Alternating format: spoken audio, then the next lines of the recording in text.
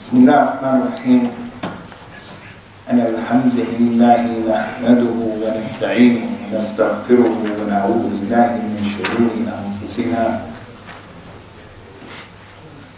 ومن سيئات أعمالنا من يهده الله فلا مضل له ومن يضلل فلا هادي له وأشهد أن لا إله إلا الله وحده لا شريك له وأشهد أن محمدا عبده ورسوله صلوات الله وسلامه عليه أما بعد فإن خير الكلام كلام الله وخير الهدى هدى رسول الله صلى الله عليه وعلى آله وسلم تسليما كثيرا وشر الأمور محدثاتها وكل محدثة بدعة وكل بدعة ضلالة وكل ضلالة في النار أعاذنا الله تعالى جميعا من عذاب الله من نار جهنم. Imam Ahmad rahimullah ta'ala ikhwani goes on to mention after what we've already dealt with his statement والسنة عندنا آثار رسول الله صلى الله عليه وسلم والسنة تفسر القرآن وهي دلائل القرآن وليس في السنة قياس ولا تدرك لها الأمثال. الإمام أحمد rahimullah ta'ala went on to mention that the sunnah of the Rasul sallallahu alayhi wasallam, it is the actual narrations that come to us from him, the athar. The sunnah is not what I, as a revert, come into the religion and then I start doing a particular thing, I start thinking about a particular thing, and then I start saying this thing that I'm thinking about, this thing that I'm doing, this is the sunnah. The sunnah is not your culture, no matter where you come from, with all due respect to your culture and where you come from. The good things about the Somali culture, the Yemenis culture, Arab culture, it's not the sunnah.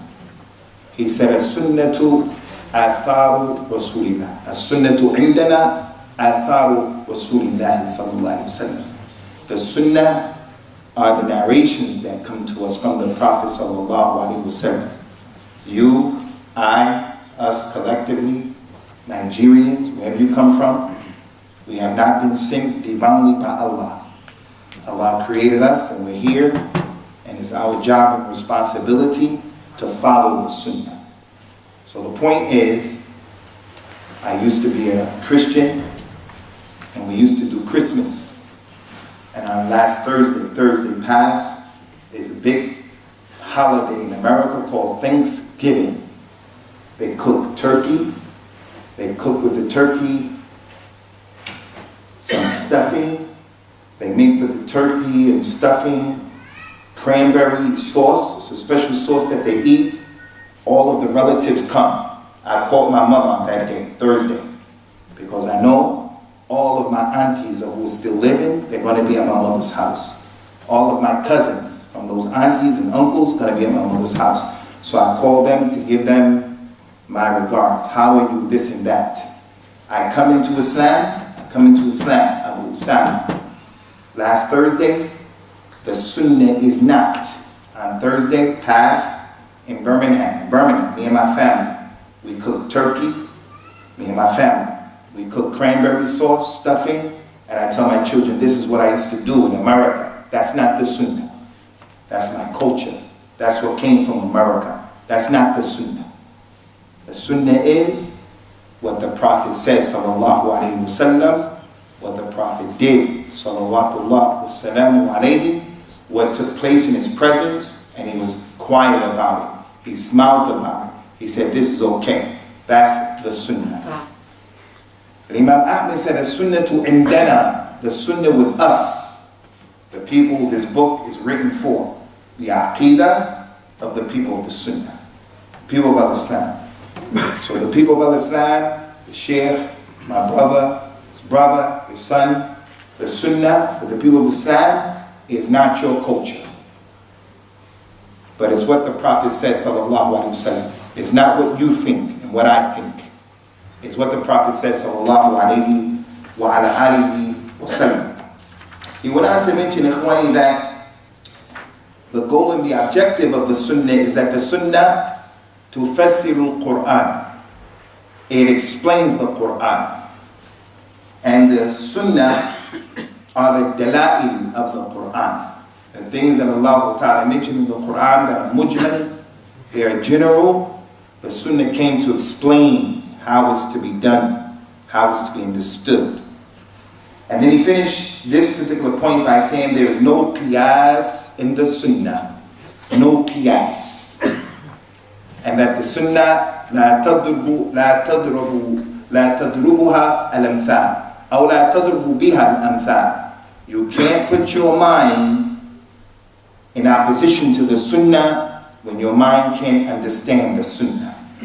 What the Prophet brought, sallallahu alaihi wasallam, 1,400 years ago, he came. He said a lot of things. You were not there, I wasn't there. Many things that have reached us, some of them don't make sense. Some of them, in this life that we live, they don't make sense. The Sunnah can't be in opposition to your mind. If you don't understand that thing that the Prophet says, sallallahu alaihi wasallam, you and me being a real mu'min is for you to calm down. I want to say, the leader of the Muslims, he's a criminal, he did this, he's drinking, he's gambling, he's doing this. But the Sunnah told me, don't make khuruj. Don't make khuruj. My mind says, but that doesn't make sense.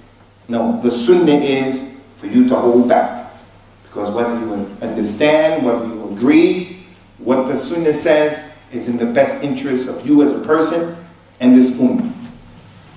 Now to explain, ikhwani, some of these points, because this is the 8th point that we've dealt with so far from the fundamentals of the Sunnah.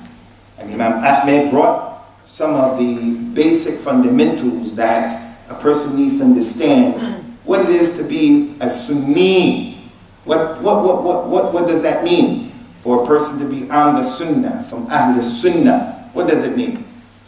First of all, we have to understand that the Sunnah is the athar, is what the Prophet says, sallallahu alaihi wasallam. Many people, ikhwani, they come and they make claims. They make claims. Iddi'a, they make claims. Some of the people in the past, they made a lot of poetry about the claims that people make. Like the statement of the famous sha'ir, وَكُلٌّ يَدَّعِي وَصْلًا بِلَيْلَى وَلَيْلَى لَا تُقِرُّهُمْ بِذَاكَ. Everyone says, later is for me, later is for me. Like the story of Majnun Layla, Baghdad. Every man, Abu Usamah, I love Layla, Layla loves me. Ahmed loves Layla, he says Layla loves him. Bilal, Layla loves him. Everyone is saying, Layla, Layla, that lady Layla, that woman in al-Baghdad, I love her, and she loves me. But Layla doesn't love any of them. They're just making kalam. It's iddi'a, it's not true. Layla doesn't love them. That line of poetry is applicable here for Muslims. Every Muslim group, every Muslim is claiming, I'm on the Sunnah. My jama'ah is the right way. My masjid is the right way. وَلَيْلَى لَا تُقِرُّهُمْ بِذَاكَ. Layla doesn't agree with them. It's not based upon what you claim. It's based upon the essence of what you're doing. The poet, he said, in the past, الدعوة ما لم تقيم عليها البينات فأبناؤها ادعاء. People who make claims, as long as their claims don't prove the reality of what they're claiming, then that's exactly what it is. It is a mere claim. It is a mere claim. That's a line of poetry of the people of the past. Ikhwati fillah. There were some munafiqun during the time of the Nabi sallallahu alayhi wa alihi wasallam. They were saying, we love Allah, we love Rasulullah, we love Allah, and we love Rasulullah. They were saying that in front of Abu Bakr and Umar, Uthman and Ali, radiyallahu anhum. And Abu Bakr, Umar, Uthman and Ali, they weren't saying that because they knew they loved Allah. They knew they loved Rasulullah. So they weren't saying it. They didn't need to say it because they showed it. But the munafiqun, they kept saying it so that they can get the people to accept it. We love Allah. We love Rasulullah. We love Allah. And then Allah revealed an ayat of the Quran. The scholars called it ayatul mihna. The ayat of proof. The ayat of the imtihan. Allah revealed the ayat, قُلْ إِن كُنْتُمْ تُحِبُّونَ اللَّهَ فَاتَّبِعُونِي يُحْبِبُكُمُ اللَّهُ وَيَغْفِرْ لَكُمْ ذُنُوبَكُمْ. Tell them, Ya Muhammad, tell your people who are Muslims, Abu Bakr, Umar, Uthman, and Ali, radiallahu anhu, and tell these munafiqeen, if you really love Allah, then follow me. Allah will love you and He will forgive you for your sins. So loving Rasulullah sallallahu alaihi wasallam is fasting on the day of Ashura, not just qada. Loving Rasulullah sallallahu alaihi wasallam is after praying salat al-dhuhr, making the sunnah prayer. Loving Rasulullah sallallahu alaihi wasallam is after making salat of al-asr, making the adhkar of the sunnah. Loving Rasulullah sallallahu alaihi wasallam is being good fathers, being good husbands, and when we make mistakes, making tawbah. That's the love of an-Nabi sallallahu alaihi wasallam, following him. It's not giving lip service. Now I'm going to say something to you, and I don't mean any disrespect by what I'm about to tell you. I don't mean any disrespect. A person who is a Shia, he says, I love Rasulullah, I love al-Hasan, I love al-Hussein, I love Fatima, I love Ali ibn Abi Talib. And he hits himself in the head, and he splits open his head with blood and all of that. Although the Nabi said, La tu'adhibu anfusakum. Don't punish yourselves. La taqtulu anfusakum. Inna Allah kana bikum ali. Inna Allah kana bikum rahima. Don't kill yourselves. Allah was ever merciful to you. I don't care how much you scream on the microphone, on the bullhorn. You love Rasulullah. When you have mukhalafa to his sunnah, it's a problem.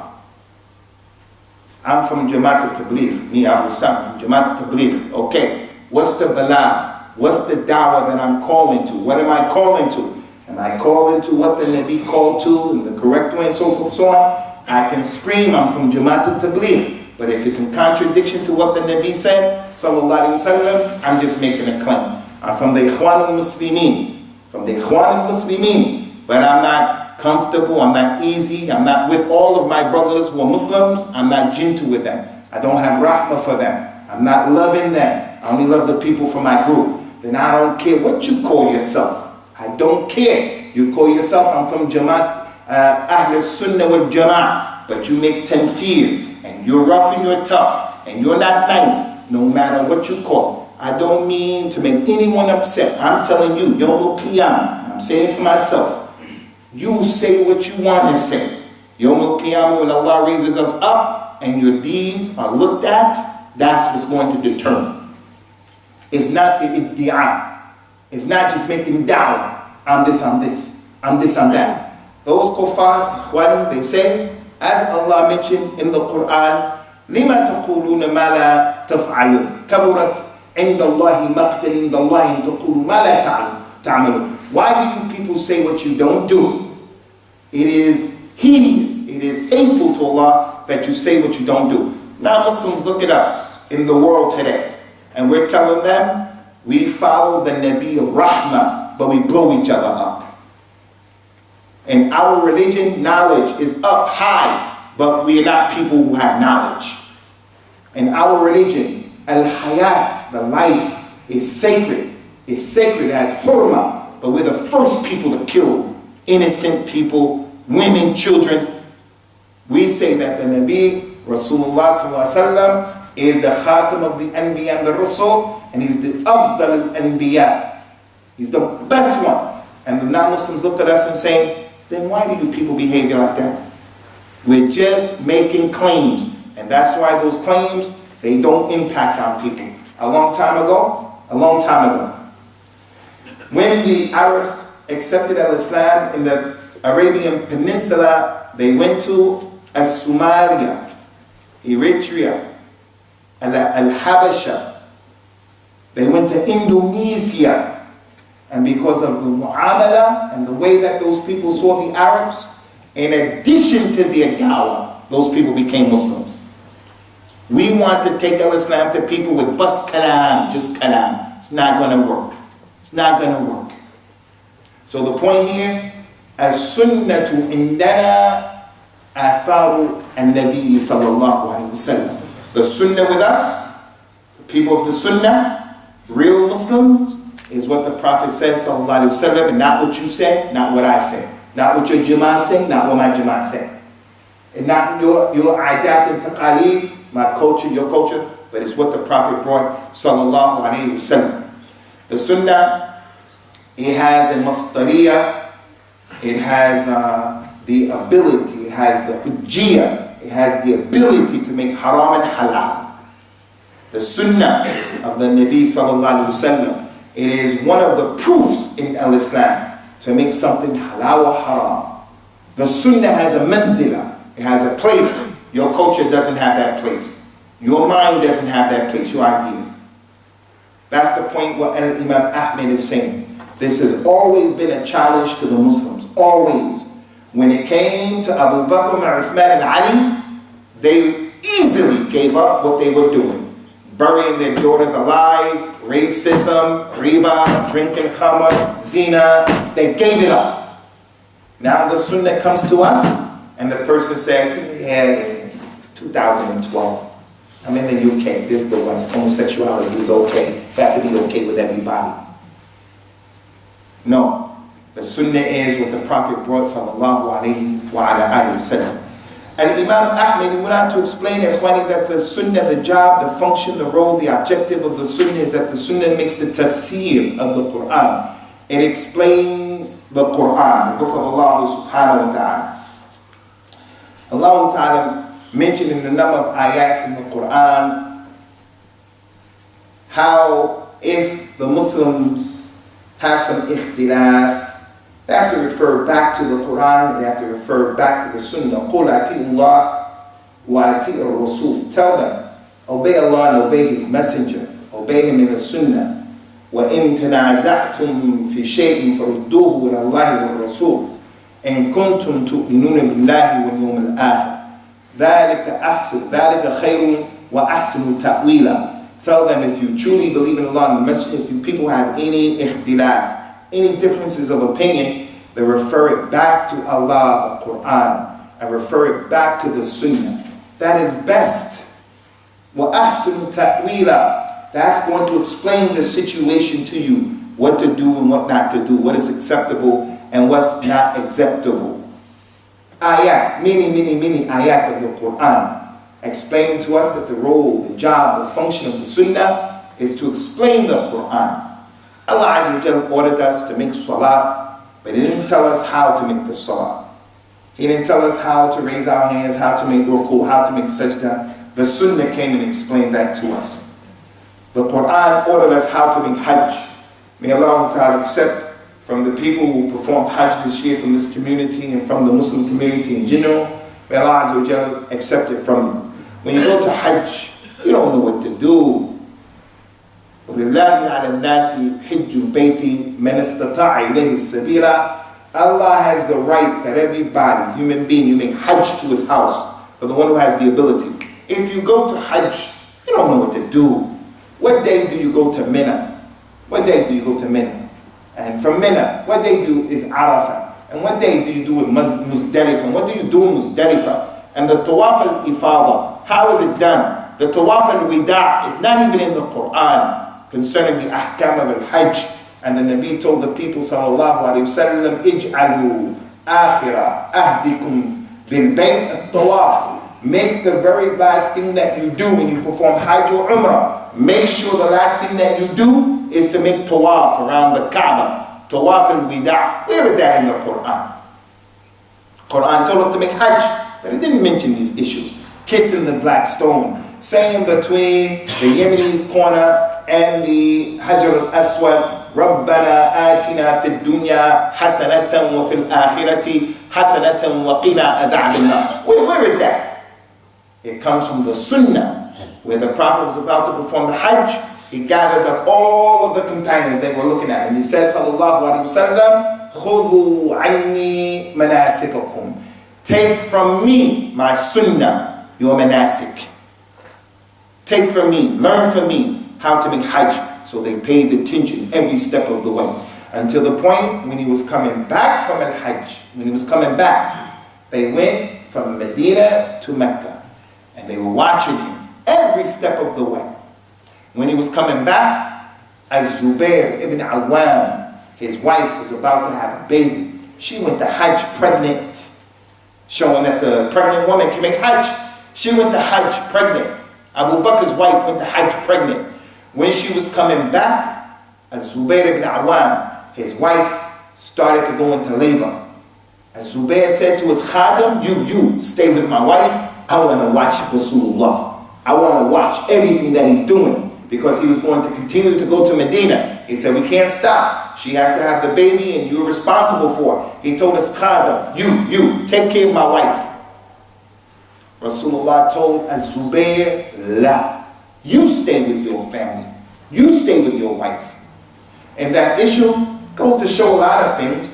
From what it goes to show is the hirs of the companions in trying to find out what did he do from Hajj, from the time he left to the time that he came back. And for that reason, Abdullah ibn Umar radiallahu anhu, in the future, after the death of Rasulullah sallallahu alaihi wasallam, Abdullah ibn Umar used to make Hajj.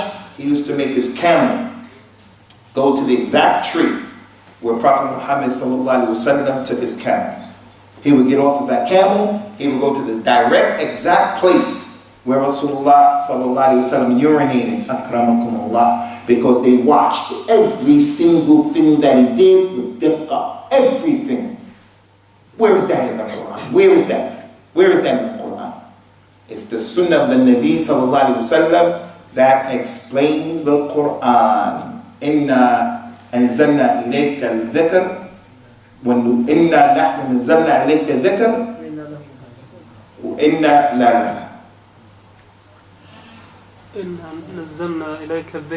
وإنا لا إنا نزلنا إليك الذكر لتبين للناس ما نزل إليهم ولعلهم يتفكرون. We send down to you, Ya Muhammad, the dhikr, the Quran, so that you can explain to the people what was revealed to them. And for that reason, Ikhwani and Imam Ahmad, and other than Imam Ahmad, this book is not called the Sunnah. It's called Usool Sunnah. We're not learning about the Sunnah. This is wajib, this is the Sunnah. We're talking about the fundamentals of the Aqeedah of the Muslims, the fundamentals of the Menhaj of the Muslims. This is not a class of the Sunnah. It's different from that.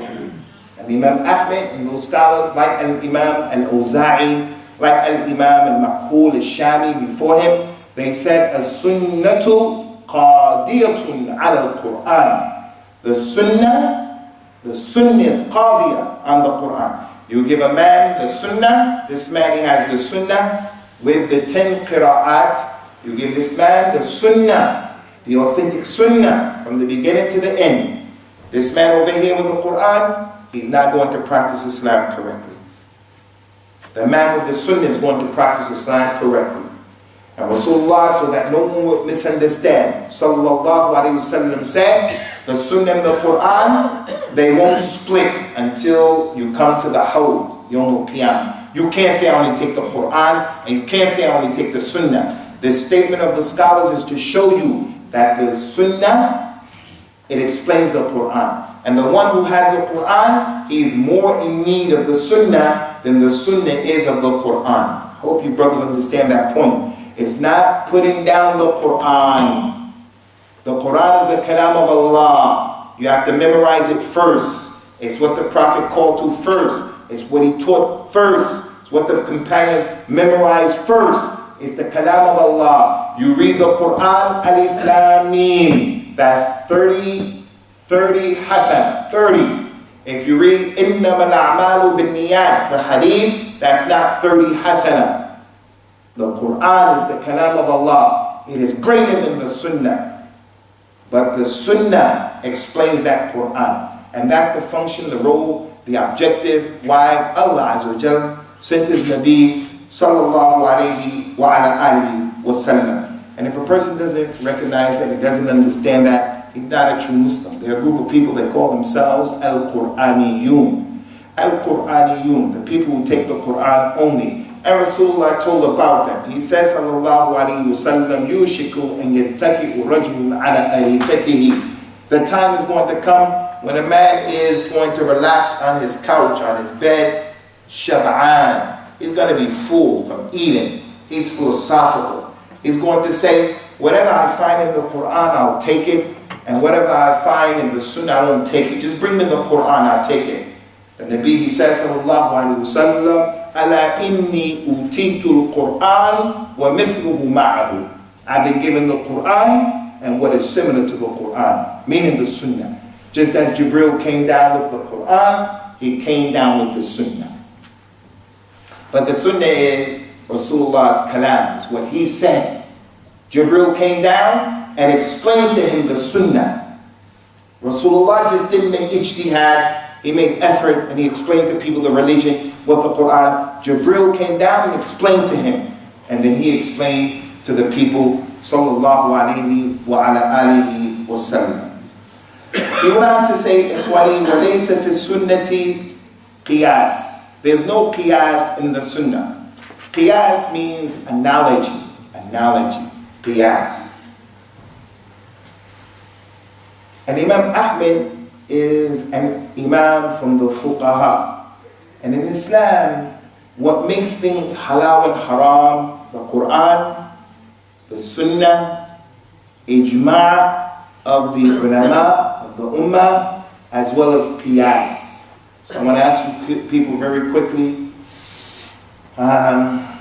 heroin, cocaine, crack, what's the ruling of that? What's the ruling of heroin, cocaine, crack? What's the ruling?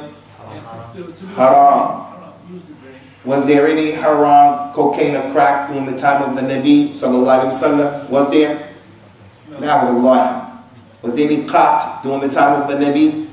No, there was no qat. How do we know haram, cocaine, and crack is haram? Because there's something similar to it in the Quran. That is what? Alcohol. Khamr. Khamr. When you drink it, the same thing that happens to you when you drink khamr happens to you when you do those other narcotics and drugs.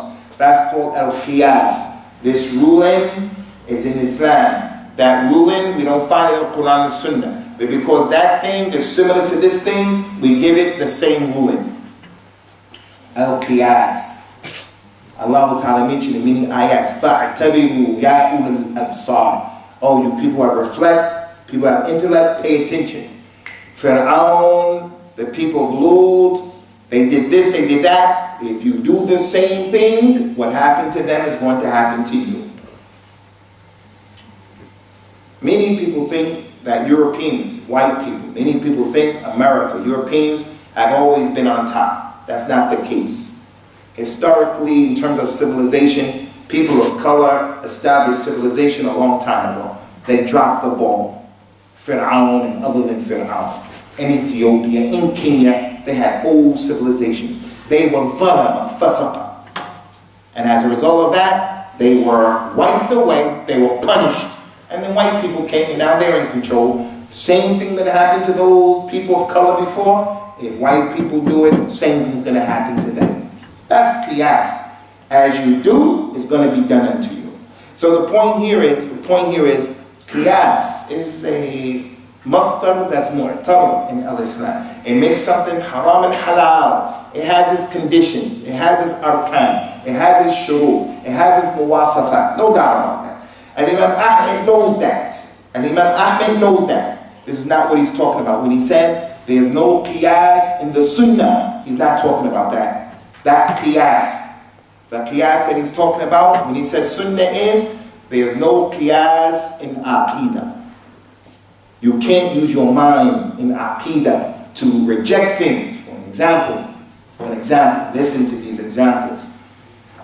Abu Hurairah radiyallahu anhu, he told the community, and one of the companions was sitting there. He said that the Prophet said, sallallahu alayhi wasallam, al-wudu mimma massathu an-nar. If something is touched by fire, you have to make wudu. So right now you're sitting and you make wudu, you pray. In the beginning of Islam, if you ate some bread, right now your wudu is broken. If you ate meat that was cooked by fire, your wudu was broken in the beginning of Islam. If you ate something that was touched by fire, it broke your wudu. That's what the Nabi said. That hadith Abu Hurairah said. One of the companions said, hey, you mean to tell me if I bring some water and it's cold and I warm the water up and then I make wudu from the water that's been touched by fire, then I don't have wudu? Abu Hurairah said, Ya Ahi, don't use your mind like that, your intellect, to push away the Sunnah of the Nabi sallallahu alaihi wasallam. That's what Imam Ahmad is referring to. No qiyas in the Sunnah. The Sunnah means the ghaybiyat, the things you don't understand. There was a lady, her name was Mu'adha al-Shaybaniya. And Mu'adha, she was a student of Aisha radiyallahu anha. She said, Ya al-Mu'mineen, I see us women in al-Islam, if we have our periods, akramakumullah, our hayda, if we have our hayda, we don't make up the salah, but we make up fasting. So if one of us has a period, 5 days, 6 days, 7 days, after Ramadan, she has to make up those days. She says salah is more important than fasting. So why don't we make up fasting and it's more important than the Sawm? Aisha said to her, and she was upset and angry, "Ahururiyatu anti?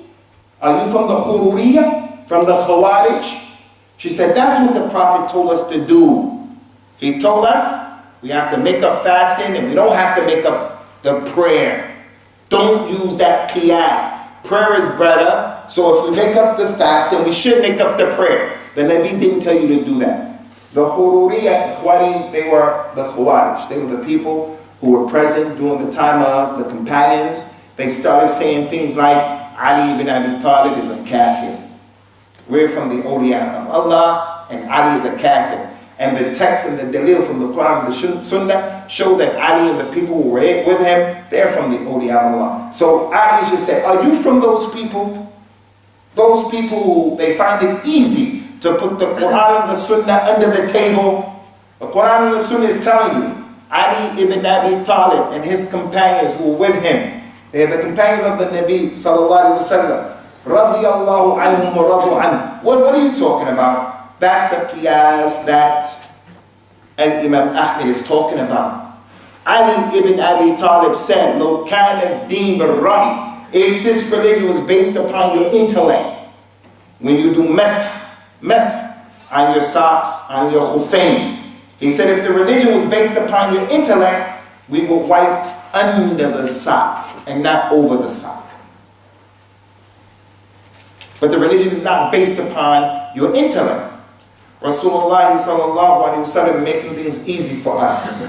He allowed the Muslims to wipe over what Muawiyah called the tasakhin. The tasakhin is any and everything that makes your foot warm. These socks that I have on, black, white, green, purple, yellow, leather, wool, your shoes, your boots, the Arabs call the tasakhin. Anything that you put on your foot to protect your foot and to keep your foot protected and warm. And Rasulullah sallallahu alaihi wasallam, he himself either wiped over all of that or his companions wiped over all of that. So when he wanted to wipe over his socks, the khufs, the leather ones, he doesn't want to take it off because he's traveling. He doesn't want to take it off to make it easy. What did he do? He would wipe on the top of the khuf, on the top. Ali said if this religion was based upon our intellect, we would wipe under the bottom. Why? Because under the bottom is where the dirt is. We're walking on the earth. It's the bottom that's getting and collecting the dirt. Ali said, but that's what the Prophet sallallahu alaihi wasallam told us to do. It's not based upon your intellect. Similar to that is what happened in the majlis of the Khalifa at that time, Harun al-Rashid. He was in the majlis with a number of ulama from the ulama al-Hadith. One of the scholars started telling them about a hadith concerning the qadr, that everything is written before it happens. Our being here is written before we came here. If you start using your intellect, you're going to push that away. So they started speaking and debating about this issue. One of the scholars wanted to prove everything is by the qadr. So he brought the hadith inside Bukhari and Muslim, in which the Prophet says, sallallahu alaihi wasallam, ihtajja Musa ala Adam. Musa overpowered Adam in the argument and the discussion. Musa and Adam started to have a debate, a discussion. Pay attention. Musa said, Adam, you're the father of mankind. Allah created you with his own two hands. He put you into the Jannah. And because of you, we got thrown out of Jannah. Mankind, we're expelled out of Jannah. Our children, they have problems. Our wives have problems. I'm trying to get my jinsiyah to all of these problems. It's from you, Adam. Because of you. When we were in Jannah, we didn't have these problems. We were in utopia, chilling out. You got us kicked out. Musa said to Adam, do you blame me for something that was decreed and written upon me to happen 50,000 years before Allah created the heavens and the earth? That was something that was written. I had to fall in. I had to do it. Don't blame me. So the Prophet says, sallallahu alaihi wasallam, about the discussion, Adam overcame Musa with that. Don't blame me. That's something that I had to fall into.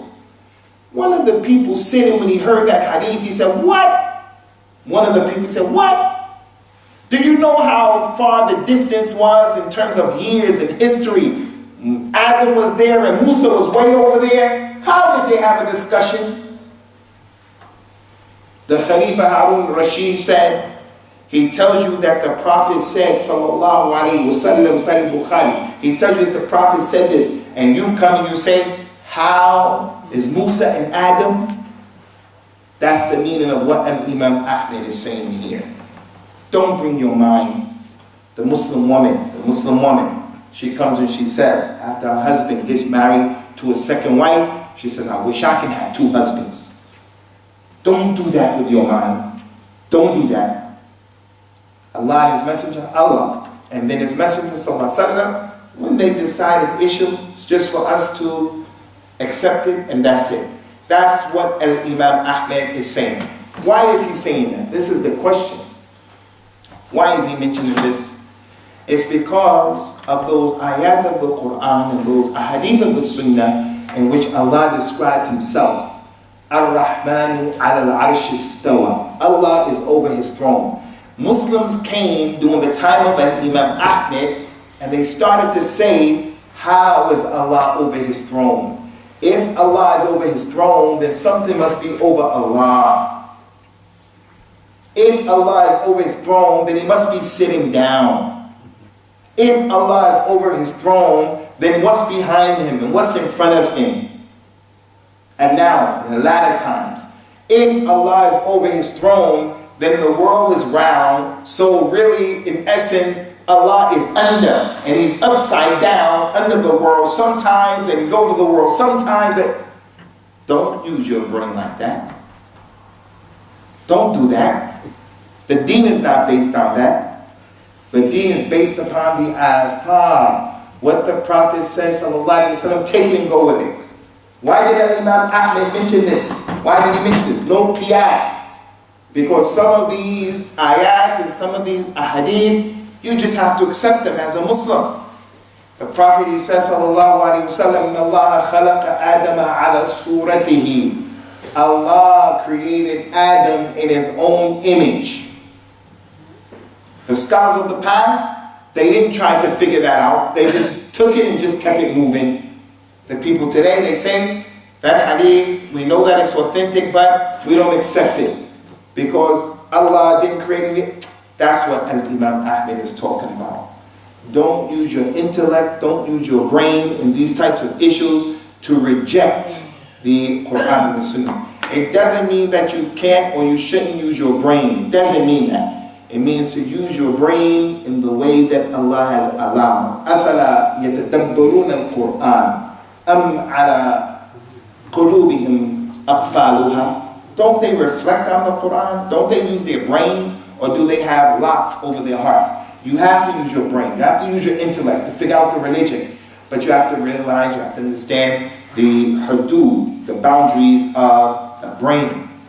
And Imam Ahmad, rahimullah ta'ala, he went on to end these 5 or 6 points. He said, وَلَا تُدْرَكُ بِالْأُقُولِ وَلَا الْأَهْوَاءِ إِنَّمَا هُوَ الْاتِّبَاعُ وَتَرْكُ الْهَوَى. He said that the Sunnah, the Quran, the Sunnah, these ahadith, these ayat, they are not understood based upon the intellect. Your intellect is naqis, is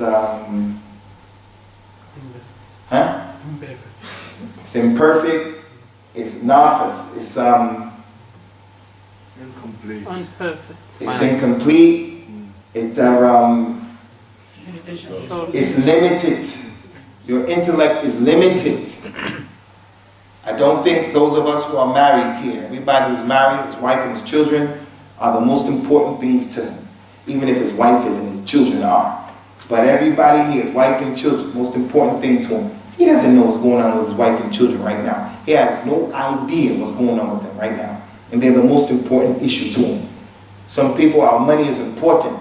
People are stealing our money right now with the games that they play.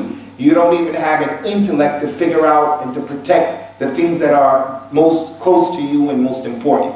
When it comes to Allah Azza wa Jal, Allah, He didn't want and He didn't mean for us to understand everything. He didn't create you to understand everything about your existence.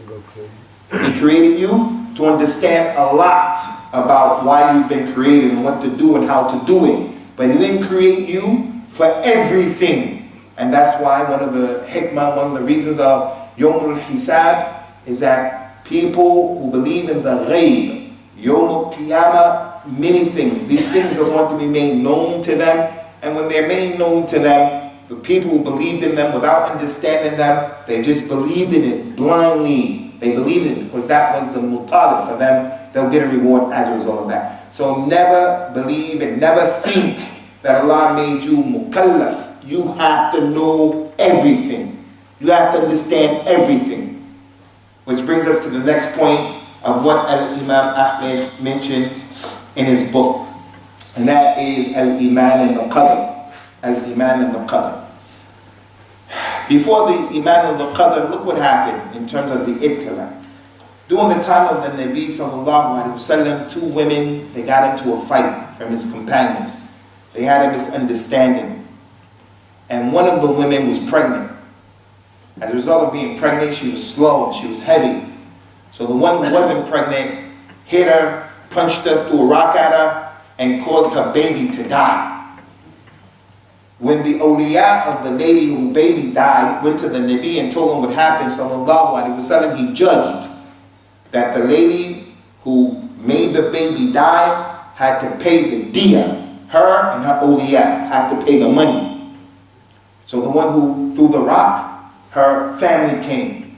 And one of the men, he was a new Muslim, when he heard that they have to pay for his sister, his daughter, his cousin, killing that woman, he said to the Prophet sallallahu alaihi wasallam, "Kayfa ugrima man la shariba wa la akal wa la nataqa wa la istahalla famithlu hadha yutam." He made some poetry, but the poetry, it means something. He said, how is it that the one who didn't eat and he didn't drink, the one who didn't speak and he didn't scream out, why is it and how is it that we have to pay money for him? When the Prophet heard this poetry, and the poetry had a meaning, he made a point. The Prophet ﷺ said about his poetry, "Nahada من إخوان القرآن بسبب سجعه الذي سجعه. This man who said this kalam, he's from the brothers of the soothsayers. People who deal with the jinn and the unseen and black magic. He's from their brothers because of this poetry, this rhyme that he gave. The reason why he said that is, Rasulullah gave a ruling. Your people killed that baby, therefore you have to come and pay for the diya, for killing that baby. The man came and said, what? Why do we have to pay for a baby? He never ate, he never drank, he's not a human being. Why do we have to pay money? It was his mind going against the Sunnah. It was his intellect going against the Sunnah. So when we come and someone gives you proof, do this, do that, do this, don't come and become a mu'arad, a person who is in opposition to Rasulullah sallallahu alayhi wa ala alihi wa sallam. After that, Imam Ahmad, he went to the issue of the different aspects that make a person from Ahlus-Sunnah.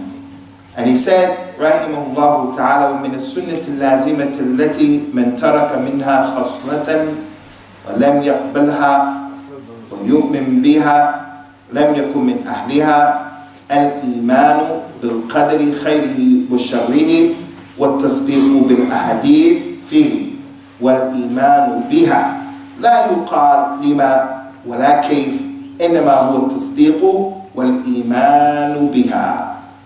He's going to mention now a number of the finer details, the issues where different groups went against the way of what the companions were upon, whether they were from the Khawarij, whether they were from the Qadariyah, whether they were from the Jabariyah, whether they were from the Jahmiyah, whether they're from the Mu'tazila, whether they're from the people of the Tashayyu', the Shiite, and Imam Ahmad. He starts to mention the details now of different issues of how people opposed what the companions were upon, radiyallahu anhum ajma'in.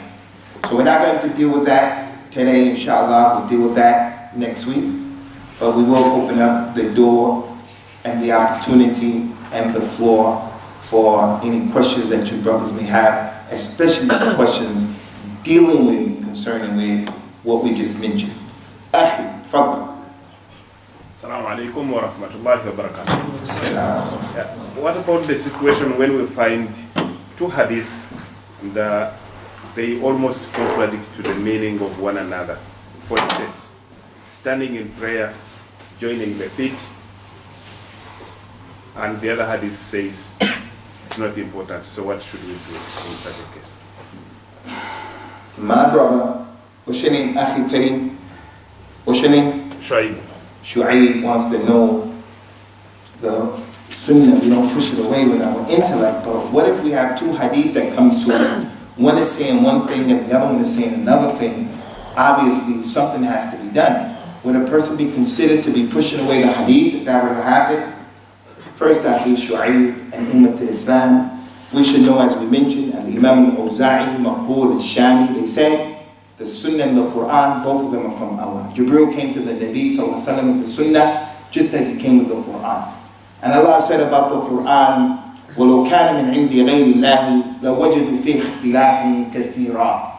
If it was from other than Allah, you would have found in a lot of ikhtilaf, like the Torah and the Injil.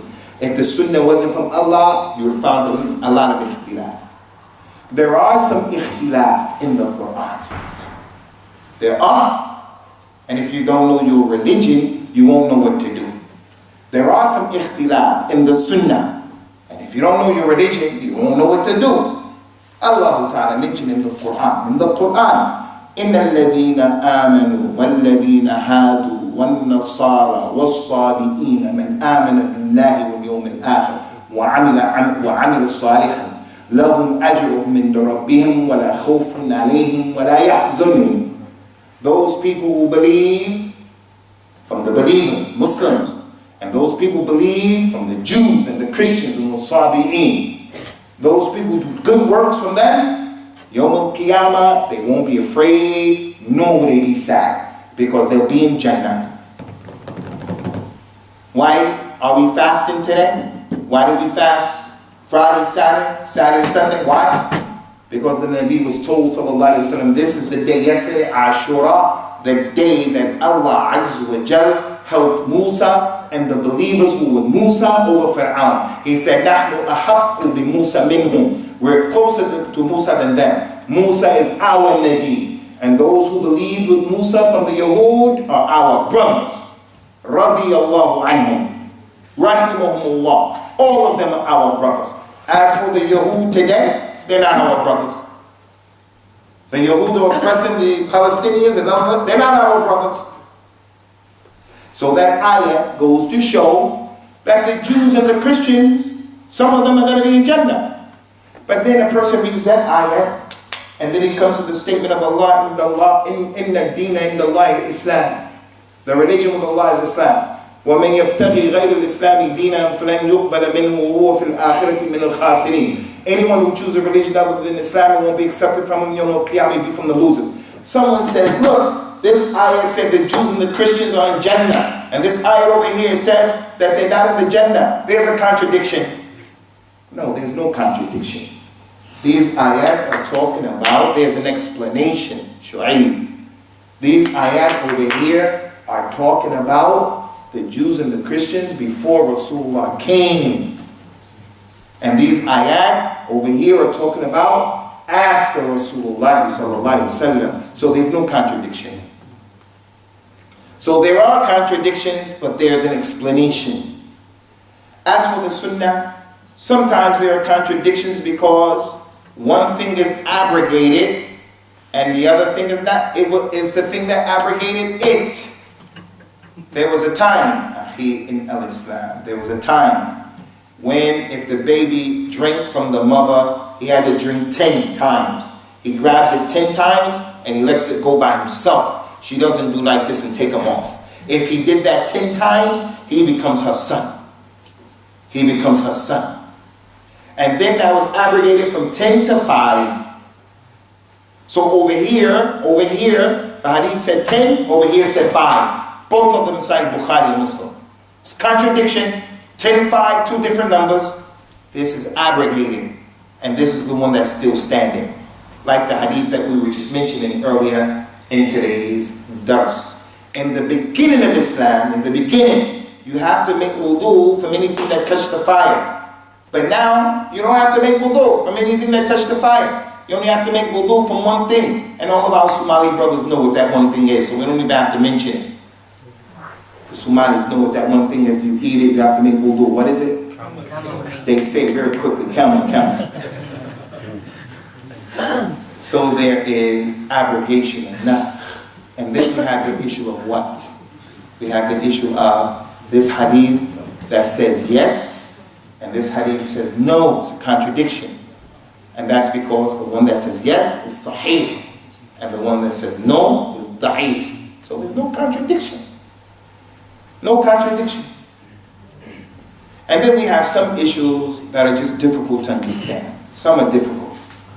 There's a hadith that the Prophet ﷺ said, anyone who touches his penis while he has wudu, if he touches his penis, akramakumullah, by touching your penis, you break your wudu.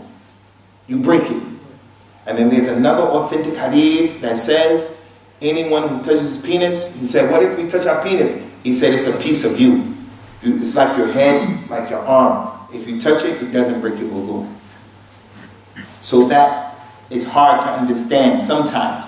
The scholars, based upon their fiqh, they said, it's better to make the i'mal of the nas than the ihmal of the nas. You have to try to work with it. So they harmonize. They said anyone who touches it with shahwa, it broke his wudu. But anyone who touches it inadvertently, by mistake, drying off, then it doesn't break his wudu. So there's no contradiction of the naql sahih and the aql.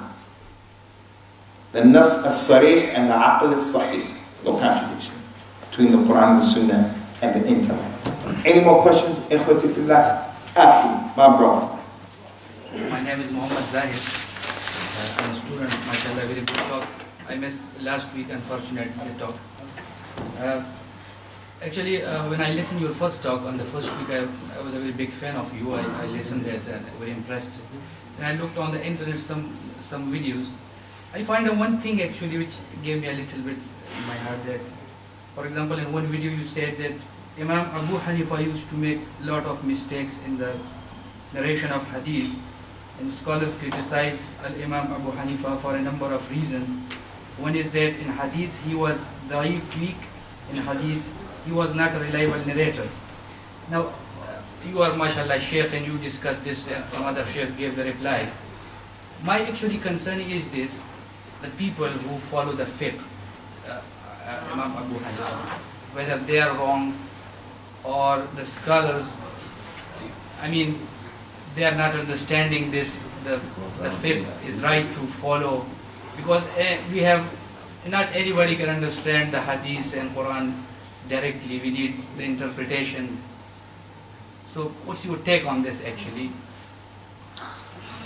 I find it a bit disturbing that we would deal with this at this particular time. The only reason why I find it disturbing is that in reality it's an easy issue, it's not complicated, but to present it in front of the people, I think it's not the right time. But it's really simple. Let me say to you, as Allah will raise me up Yawm al-Qiyamah about what I believe and about what just happened. As I said in that lecture, Abu Hanifa is an ayah from the ayat of Allah Azza wa Jalla. I said that in that very lecture that you seem to have disregarded. I said in that very lecture that, in the beginning of the lecture, that the scholars like Abdullah ibn Mubarak, who is Amir al-Mu'minin Hadith, he said, Nas iyadun ala Abi Hanifa. The people are indebted to Abu Hanifa in fiqh, because he was the first one to come, and he was the first one in Islam to say the chapter of Tahara, the chapter of wudu, the chapter of salah, and he canonized al-fiqh. So Abdullah ibn Mubarak, a scholar of hadith, that was his statement. And I explained to the people the virtues of Imam Abu Hanifa, and how Imam Abu Hanifa is one of the 4 imams who are mu'tabarun, accepted. The Ummah accepted him. The Ummah accepted him. And I explained so many things about the virtues of Imam Nu'man ibn Thabit, radiyallahu anhu. I'm disturbed that I have brothers in this religion who Abu Hanifa and protecting him and being angry for him is bigger than the companions of Rasulullah. The people come and they hit their heads and they curse Aisha left, right, and we don't see anything about that. But when it comes to Abu Hanifa, we go crazy. That Abu Hanifa, I don't believe he had wudu for 60 years, and I say these things like that. I don't believe that. There's no belief for that. And people get upset about that. But about Aisha, they don't get upset. That Imam who you talk Mumtaz al-Haq, he don't get upset about that. He doesn't bring talks about that. This is the disturbing thing as a revert to this religion. Where are our priorities? Is it the companions or is it Abu Hanifa? So me, Abu Hanifa is an Imam of Islam, but the scholars of Islam, like Imam Bukhari in his book, Tarikh al-Kabir, he was the one who said, Imam Abu Hanifa made a lot of mistakes in hadith, and he's da'if in hadith. Not Abu Usamah. Imam al-Khatib al-Baghdadi, Abu Bakr al-Khatib al-Baghdadi, he was the one in his big book, Tarikh al-Baghdad, who said Imam Abu Hanifa was da'if in hadith.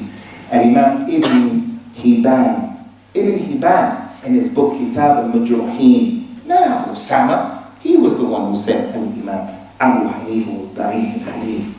So for someone to come and say that this miskin slave, Abu Usamah, who can defend himself, not miskin in the sense that I need anybody to feel sorry for me, this miskin slave, Tuwail ibn al-Ilm, he said it. I didn't say that.